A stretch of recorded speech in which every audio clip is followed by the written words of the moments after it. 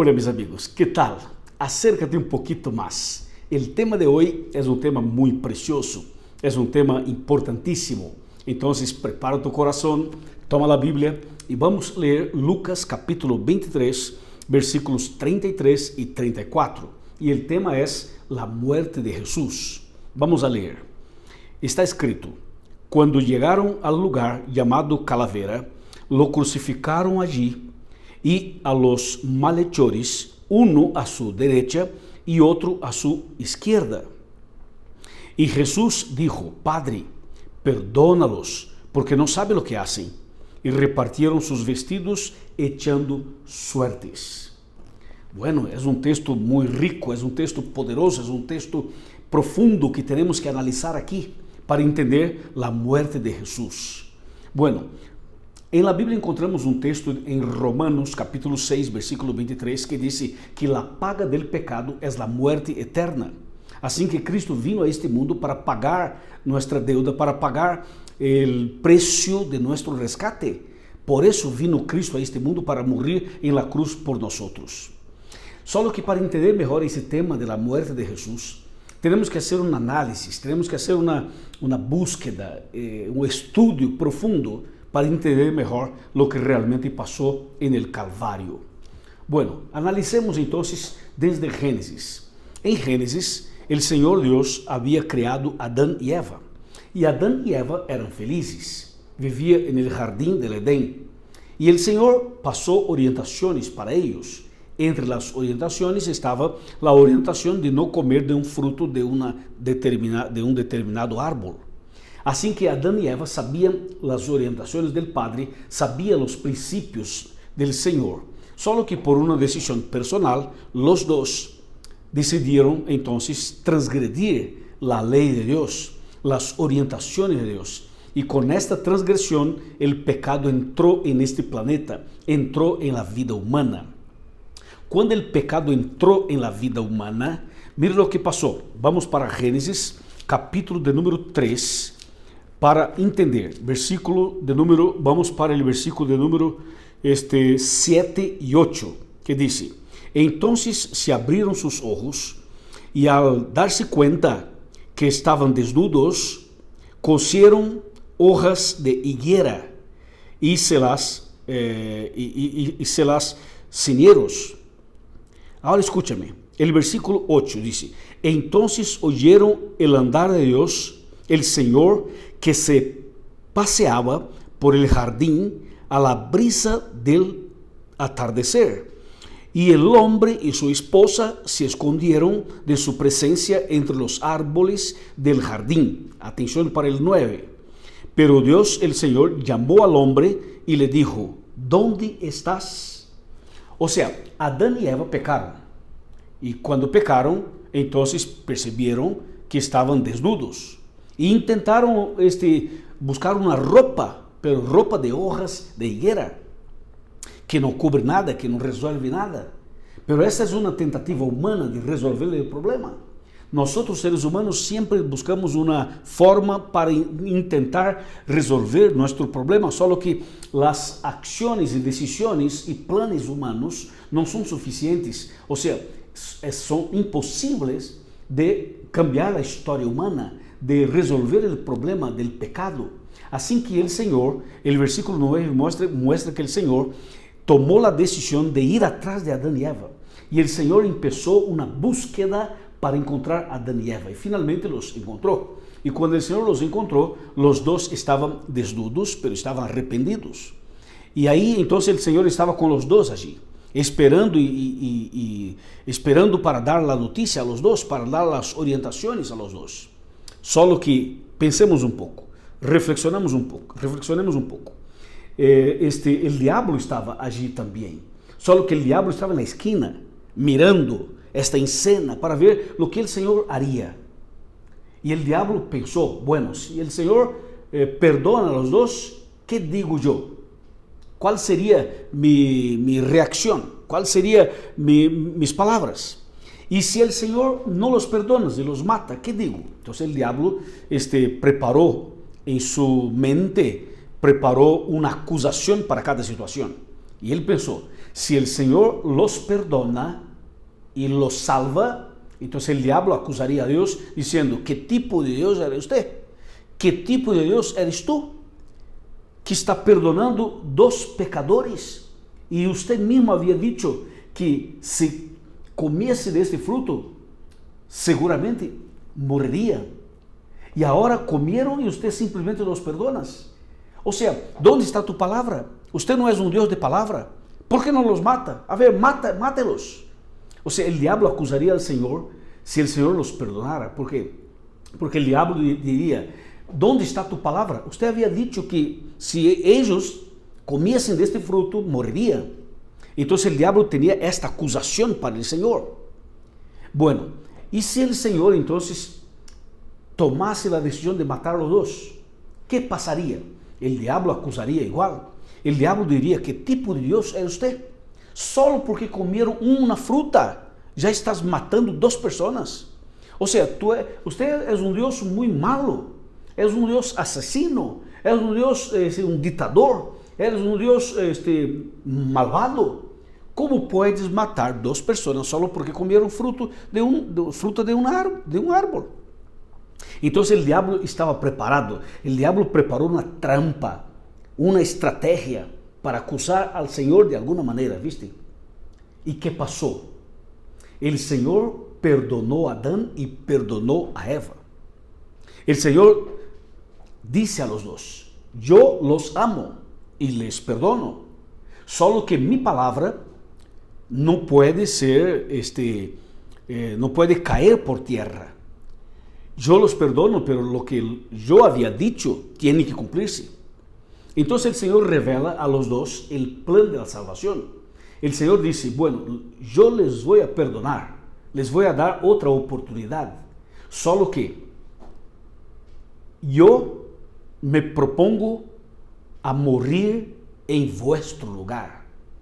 La muerte que pertenecía a ustedes, la muerte que se trata de la paga del pecado, yo voy a asumir esta muerte. Yo voy a morir en lugar de ustedes. O sea, el Señor hizo algo impresionante. Es una manifestación, una revelación de amor increíble. Y entonces el Señor revela, bueno, ustedes pecaron y merecen morir. Solo que yo voy a morir en vuestro lugar. Imaginemos. O sea, la muerte que pertenece a ustedes, yo voy a morir. Y la vida que pertenece a mí, les voy a dar a ustedes. Y por esta situación, por esta explicación, por esta revelación, el diablo no esperaba. Entonces, en ese momento, el Señor mata un cordero, quita la piel de este cordero y usa para preparar una ropa para Eva y otra ropa para Adán, mostrando con esta actitud un mensaje de gracia, un mensaje de perdón, un mensaje de reconciliación, un mensaje de salvación, dando a ellos una oportunidad más. Lo mismo pasa con nosotros. ¿Cuántas y cuántas veces nosotros cometimos errores y pecados? Y el Señor, con su gracia, con su infinita misericordia, perdónanos y concede a nosotros oportunidades. Porque Cristo, con su sangre, con su vida en la cruz, con su muerte en la cruz y con su vida en la resurrección, garantiza a nosotros el perdón y la salvación.